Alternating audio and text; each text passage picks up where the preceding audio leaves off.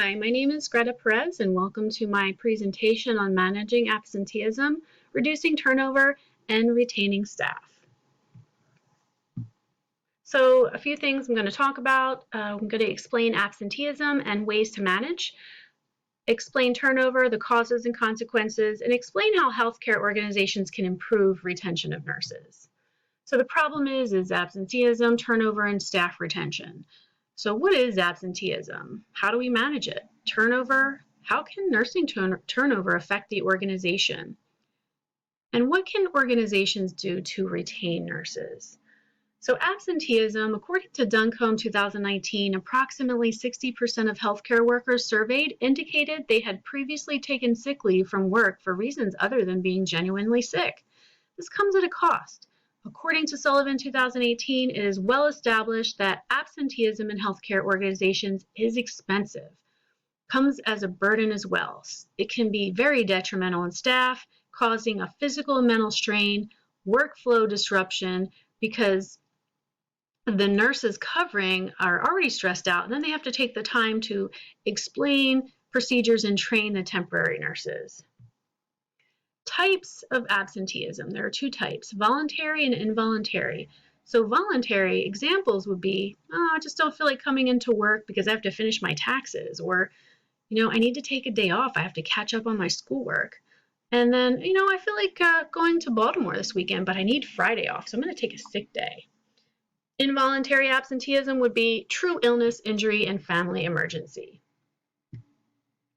Ways to control absenteeism for nurse managers. So one would be to reduce job stress. A nurse manager offering to help, like take a call, or, how can we make your job easier, like sending an email, doing a survey, giving extra time to do tasks.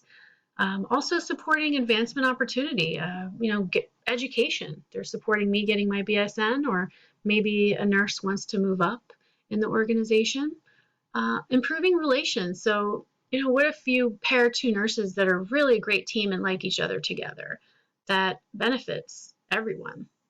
Also, be a good role model. Show up on time. Help to cover. Offer help. Be supportive of your team members.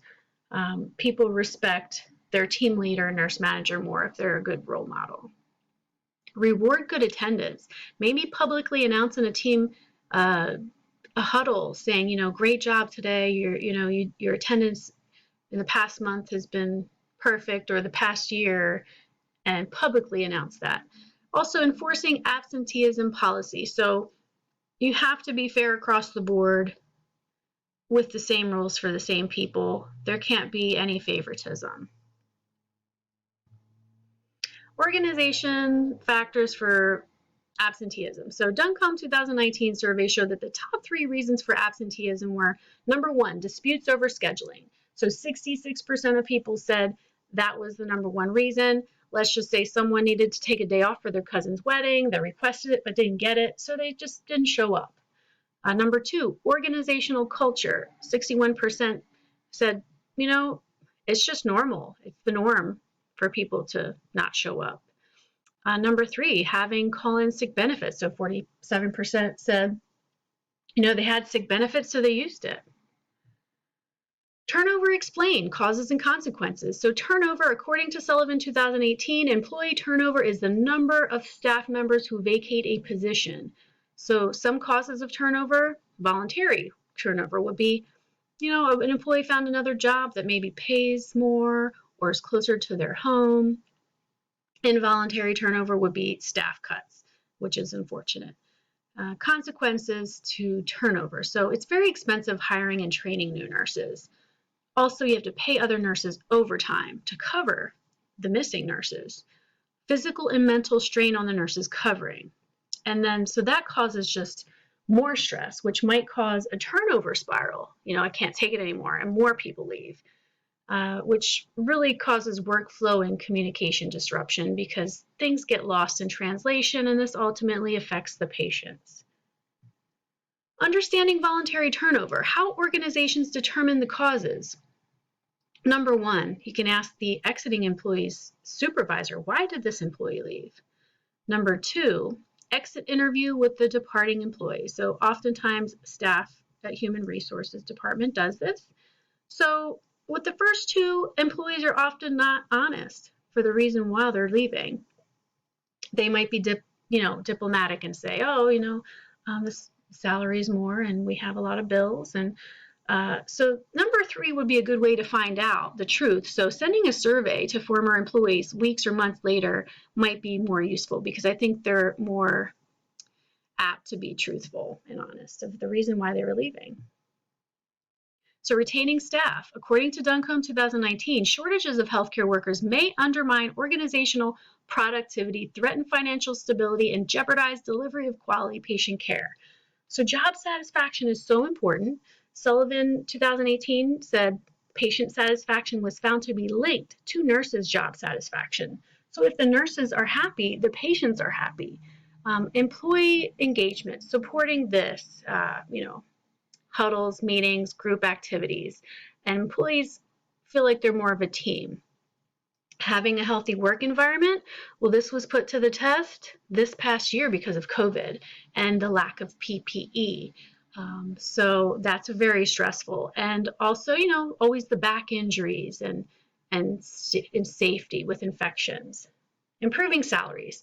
So oftentimes sign-on bonuses and loan forgiveness programs are used to bring in nurses. And something called salary compression, where they pay new nurses a higher salary. But this is a problem because, the long-term nurses, they are often below this. So that causes a lot of contention, and it's not fair. And so retention strategies would be to recognize staff performance by doing an immediate positive feedback, great job, publicly recognizing them in a huddle or a meeting, or encouraging staff to thank a coworker. So you could put a sticky note on a bulletin board, like great job with Mr. Smith. Also presenting the job realistically, having the employee shadow to see what they're really going to do. And be supportive, facilitate the transfer to another position if a nurse is interested in transferring to another job.